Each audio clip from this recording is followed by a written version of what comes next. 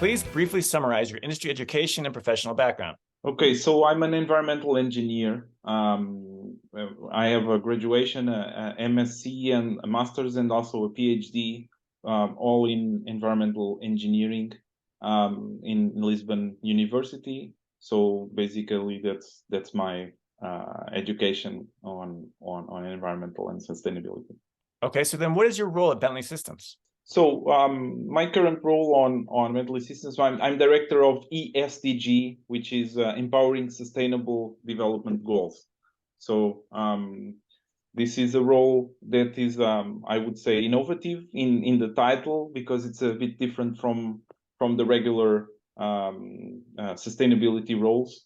So there are three aspects that are important for this role. One is basically help the company, supporting the company on improving the culture of sustainability inside the company, so that colleagues are better prepared to the challenges they face in every day, but also in the next decades to come. The other aspect is about bridging the gap between user needs and ambitions in terms of sustainability and environment, and how the company responds, our products responds to those needs and ambitions. So we want to bridge that gap so that we align with their needs, and so that's part of what we work in terms of collaborating between product strategy and user ambitions. The third part of this role is mostly evangelizing what our users are doing. It's much more highlighting the great stories from our users in terms of sustainability and sustainable development goals, and how they provide innovative aspects for sustainability across the industry. So that's what we try to do here. Okay, I think you described nicely what your role as ESDG is, but how would you say that it's different from other like ESG roles that are out there? I think it sounds like it's more about talking about other people's sustainability, but do you also focus on any of Bentley's own in-house sustainability, and what do you hope to accomplish in this role? So ESDGs is, as a matter of fact, is a play between two acronyms, right? So the ESG, environmental, social, and governance, which is an imperative for all organizations, independently of their sector, or their industry, or their role. All companies are adopting strategies, internal strategies, to reduce their footprint, to increase the way they approach the business, and that's imperative for us and for any single company. It also involves a lot of compliancy, lots of aspects that directly link to legal and to investor relations and things like that. But then there's another acronym, which is SDGs, United Nations Sustainable Development Goals, which is indeed a blueprint for any organization in terms of what they should do and how they can do something, or what they need to achieve in the future. So it's really our 17 outcomes and objectives that are available for us to address. And so when we mix ESG with SDG, we call it ESDG, Empowering Sustainable Development Goals. Also because Bentley, as a software development company, our footprint, our carbon footprint and environmental impact is relatively low compared with heavy industries and other sectors. But there's indeed a very important responsibility and role for Bentley to support other organizations in terms of reducing their impacts and do something in terms of sustainability. So it's what we call the handprint, if you want. So if you think of aspects of carbon footprint in terms of ESG, in many cases, when we talk about ESDG, there's a big and strong focus on increasing the handprint. So how can we support others to reduce impacts and also to achieve their ESG milestones? So that's what's all about ESDG. What we are trying to achieve with ESDG, to support others on making the best of on acceleration for their sustainability outcomes, empowered by our solutions. All right, I think that's a great summary of what Bentley's look at. But how do you personally, like, what are you trying to accomplish in your role? No, as I mentioned, those three aspects I mentioned to you, they are interconnected. The aspect of building a better culture inside the company, so that colleagues are better prepared to develop products and to support users on their solutions. Of course, that's one of the aspects. I also want to make sure that that the industry and my peers and all stakeholders, they understand the value and how important it is to align digital transformation with sustainability, with sustainable transition that we are trying to do. And of course we want to prepare the company and to be more climate proof and future proof in terms of what is the future. We are a company, and of course we want to make sure that our purpose and our mission is totally aligned and prepared for the challenges the world is facing now and is going to face in the future. So that's why we say that empowering sustainable development goals is one of the most strategic priorities for us for the next decade. So our products need to keep evolving, need to address the needs from users, and ultimately we will come out with a business that most of our revenues will come from ESDG outcomes, from solutions that are empowering sustainable development goals. That's the ultimate outcome. So I saw that you recently participated in an expert panel discussion at Environmental Analysts Global Business Summit in Chicago. Can you tell me a little bit about the event and what you discussed? Did you learn something new while you were there? Yeah, it was a very interesting event because that was the opportunity to link with other experts. More than 150. I think the numbers are around 160 sustainability leaders and experts in different areas like engineering, investment, leaders from governmental areas too. And it was really interesting to go into discussion with them. We participate in many events, and in many cases, they might focus on a specific industry or sector. In this case, we were seeing multiple sectors from different areas: energy, water, cities. So many aspects were discussed there.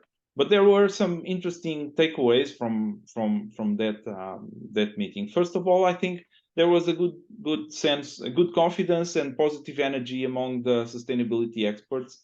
I think this is an evolution from what we have seen in the past. So this has been changing in the last couple of years, where we see more we see organizations that are prioritizing sustainability and bringing more aspects related with sustainability into their strategic decisions. So that's really important, and we see that my peers were saying that they are becoming more relevant. In the past, we were kind of claiming that we need to put more investment and put more priorities on sustainability. Now it's the opposite. It's like everyone is putting pressure on sustainability experts that, well, now we need to accelerate. We need to do this in a most efficient way, so to address all these needs. So that was one point. There were also two other aspects that I think were really important from this meeting. One was the fact that we saw several colleagues pointing that innovation should start with problem statement, not with technology. It's not relevant. Well, we are in a time where we see lots of discussions about new technologies, right? Like AI or whatever. But the point is that on sustainability, what we see is that there's a clear consensus that we should prioritize, we should focus on the problem, and then the rest will fall into place. Technology will allow us to accelerate the problem that has been identified. So we really need to identify the problem correctly, understand the problem, and only after that we can start seeing how technology will help. The other thing that I took note from the meeting is there's a disconnection between digital teams, if you want, digital leaders from different organizations and engineering companies that have their chief digital officers and other people like that. In many cases, they are disconnected from the sustainability teams. I think this is a big problem that needs to be properly addressed. You know, in many cases, I understand that they are not aware of the projects that are being taken by the different groups, which is a problem because in our view, we think digital transition and sustainable transition, they will need to work together. And I think there's a lot to be done in that part, and we at Bentley as a company will try to bridge the gap between those departments. That's good. But what are some of the specifics you think that you might be able to do to try and bridge those kind of gaps, make those connections? We need to start by the projects and by the early movers that are taking place already. You know, so we need to take projects that are happening already by some organizations, show them, emphasize how they are achieving results, and then the others will easily understand that. So if you take one organization that is already leveraging solutions like digital twins, for instance, and trying to use a digital twin approach to accelerate, like for instance, reduce environmental footprint or carbon footprint, or increasing the way that water is, reducing water loss, for instance, or increasing energy efficiency. If we show numbers and projects where that come into place, I think it will become evident to other companies that they need to work together, and they need digital teams to work together with sustainability teams so that they accelerate the process of delivering in that sector. I think that's the starting point. Start showing, showcasing what others are doing, and from that part, I think we have a responsibility there that we expect to take part on it. How can infrastructure engineers help integrate sustainability and resilience into project development and delivery? So what advice would you give them? First of all, I think there's a big challenge around organizations right now on sustainability or in engineering, which is the fact that more and more projects are related with sustainability outcomes. Investment is increasing significantly in terms of sustainability. Sustainable infrastructure is becoming the new trend. Investment is exploding. The number of projects are increasing, but there's no enough human resources to address all these challenges if we keep the same approach. So we need to have a different approach to do it. We need to be more efficient. We need to be more effective on how we address it, right? So that's one important aspect, and I think to do it, organizations need to find sustainability as a way to accelerate the process of decision in many cases. So if don't think on sustainability should not be addressed in a way that is like a compartment or a silo. It needs to be part of any kind of project or infrastructure. So if you're building or operating a water utility, for instance, you need to understand that if you're more efficient in many ways, you will reduce costs, you will reduce time, but you also reduce environmental footprint. And so sustainability goes hand in hand with all these challenges. And with the reduced amount of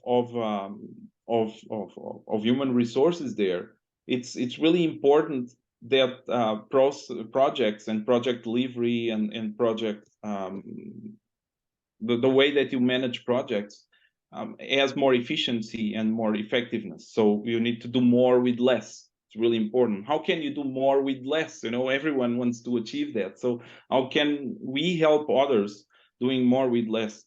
We think that a very important part is that you have an open approach, a collaborative approach, that you bring technology that is able to aggregate data from multiple vendors, from multiple formats, from multiple data. So that's what we have with our infrastructure digital twin platform.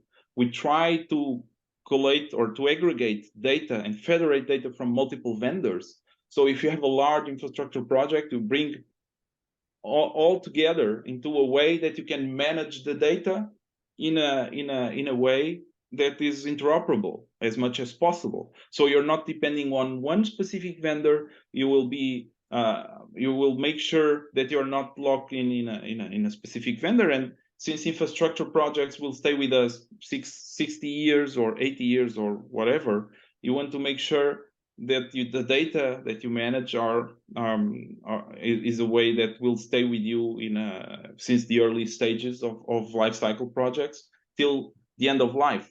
So digital twins are the best way to do, but with a platform that is open and collaborative. So those are just some ideas that I think are really important to take into consideration.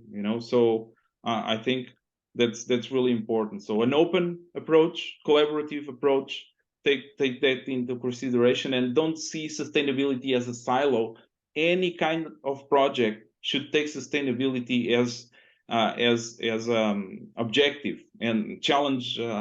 Everyone needs to challenge themselves in terms of what can be done to be more sustainable and resilient, and not just that's for the sustainability team. So they will deal with it, and we don't deal with it. No, it has to be different. The ultimate outcome for a chief sustainability officer would be to disappear in a couple of years or 5 years, so they would not be needed because sustainability would be everywhere. That would be the ultimate outcome for sustainability. It should be everywhere, not just on a department. So now can you tell me a little bit about Bentley's new product strategy for supporting carbon footprint reporting and assessment in infrastructure projects? What are its most useful capabilities for engineers and designers? I've been discussing, double transition, which is, bringing sustainability and digital transition all together. And I think the strategy for carbon footprint reporting and assessment is part of that integration. It's mostly about that. So we are seeing there's as I mentioned, an increasing number of projects where carbon reporting is needed. Is a kind of a regulatory part in many countries. In other countries, if it's not yet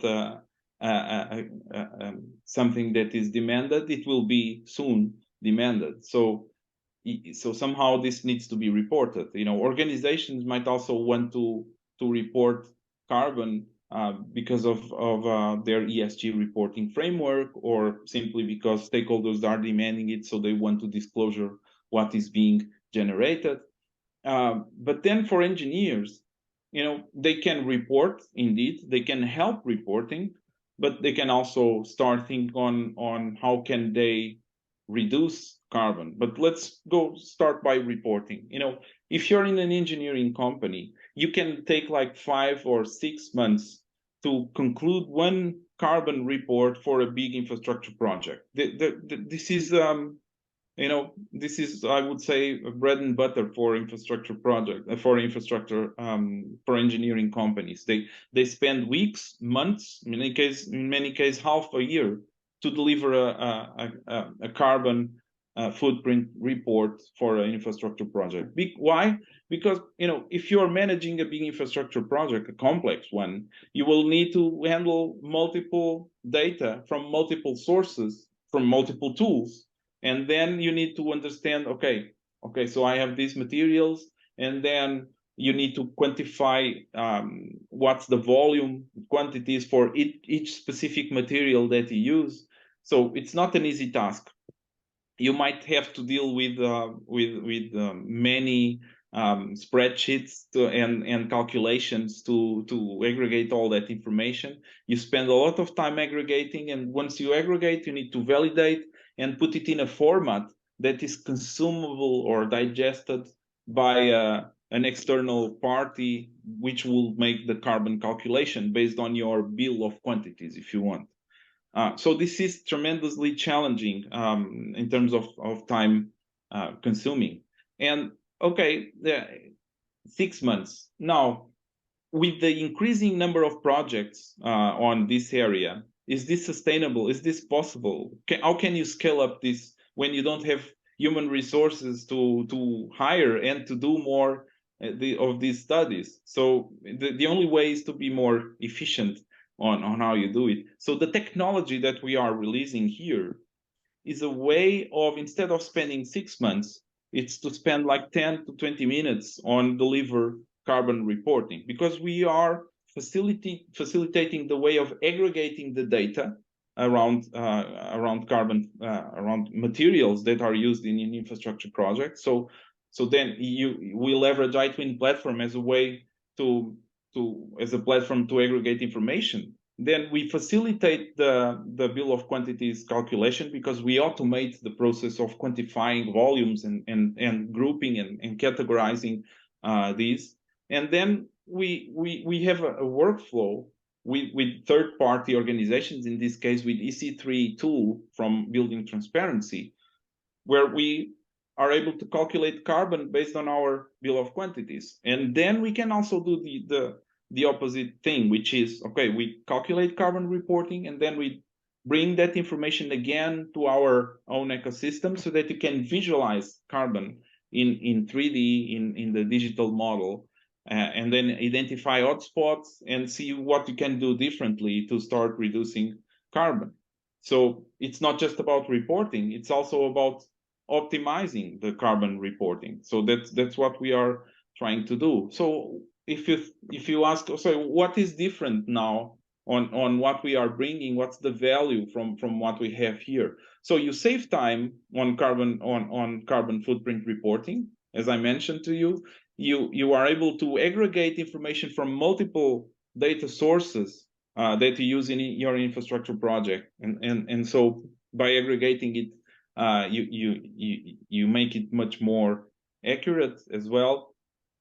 We leverage partnership, which is also important with external vendors, because they are already working on carbon calculations. So let's take what they have done in terms of standardizing of green certification, validation, all that, and bring that knowledge on a partnership with what we can deliver in terms of digital twin platform and infrastructure models, right? So, and then you don't need to code anything, because what we are releasing now, it's an early adoption program still, but it means you don't have to code. You can use it as it is. It's ready to use, ready to consume, as long as you have a digital twin model or an infrastructure model that is able to bring to our platform. You're able to calculate carbon on it, and you don't need to code anything. That's the main difference right now with iTwin Experience early adoption program. So how seriously does the world and its developers need to take carbon assessment and other sustainability approaches? I know the gap is narrowing, but how large is the difference between current attitudes and what is needed? This is changing every year, right? So we start discussing this several decades ago, that climate is changing. The things are changing in many ways, not just in climate, but also in industries, in the way we work, the way we relate with each other. Things are always changing, but things are changing faster today than 10 years ago. So what we know is that there are very ambitious plans on investment for what we say for sustainable infrastructure, or also called green capex, if you want. Huge investments. I'm not going to bring numbers here, but the fact is that this is exponential. This decade, the investment is going to increase every year, every single year, till to 2030 in terms of infrastructure. Now, the that aspect is really important. But the fact is that there's still a gap between what will be the plans for investment with in the US, in the EU, with the EU Green Deal, etc. There's still a gap, so more will need to come in terms of investment. So that's really that's really important. So the first reaction would be to, well, we get overwhelmed, right? So there's so much thing to do, so many things to be done in sustainability that, well, maybe it's not possible, would be the first reaction. Well, there's a lot of things we can do, and we can start by very small steps. But I think this is very important, because we see every year we see more impacts on climate change, more climate change effects every year. So if we don't start immediately, what we will see is that our investment in terms of decarbonizing will need probably to increase towards resilience and adaptation, because it means more consequences will start happening in population and communities and environment. So we start seeing, well, we need to decarbonize, and at the same time we need to adapt to what is already changing. So let's start doing as fast as we can, so that we avoid to keep increasing the investment in terms of resilience and adaptation, which we'll need to invest anyway, because change is already happening. And so that's really important. Just to conclude, I think it might be important to, and this is kind of a conclusion from the conversation we had today, which is the fact that, you know, we can be overwhelmed by the many things we need to do, and in many cases we see organizations thinking that we need a silver bullet to sustainability and to climate change. And you think, well, maybe in organizations might thinking on putting a tremendous investment on technologies that are not existing today, so looking for something in the future to solve all problems. And what I think is that we need to start by the low-hanging fruits, by the quick wins that you have in front of us. You know, start addressing some sustainability principles and behaviors, like circularity, like efficiency, even sufficiency, which I think is really important for engineers. Try to advocate to their customers that in many cases they could do more with less, if they are more efficient. And so that's really an important aspect. And then you can think, okay, based on these sustainability levers, bring the technology to help you achieve that. And think that digital twins are a really great accelerator and enabler for bringing those sustainability levers. I think that's a really important aspect. So not just focusing on 10 days ahead on a new technology that will come to us to save the world, and start thinking on what you can do today and now, and what you can use to start acting.